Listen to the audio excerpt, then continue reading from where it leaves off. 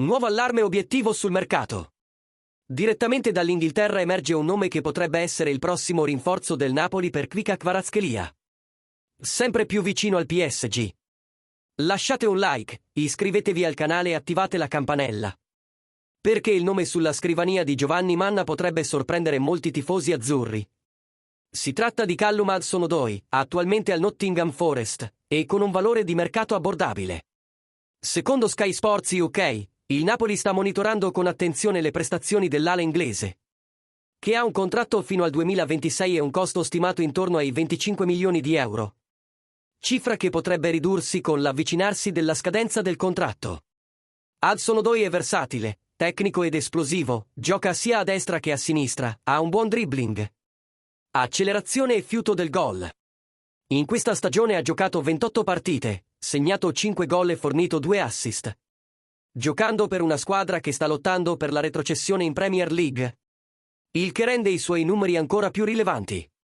Diplomato nelle giovanili del Chelsea, Hudson-Odoi ha debuttato come professionista a soli 17 anni ed era considerato uno dei più promettenti prospetti inglesi.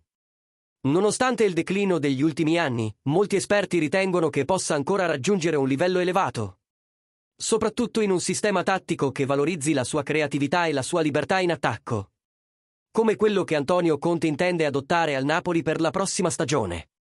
Oltre al Napoli, anche la Roma e 2 club di Premier League stanno osservando il giocatore, il che potrebbe far salire la concorrenza.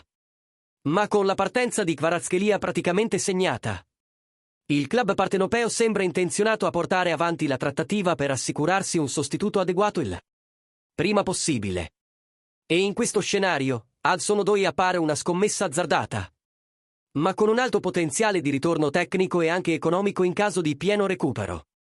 E ora, tifosi del Napoli, vogliamo sapere, approvate Hudson-Odoi come sostituto di Kvara? Pensate che possa ritrovare la sua forma migliore a Napoli o sarebbe meglio cercare un nome più affermato? Commentate qui sotto, la vostra opinione è fondamentale in questo nuovo ciclo che sta per iniziare.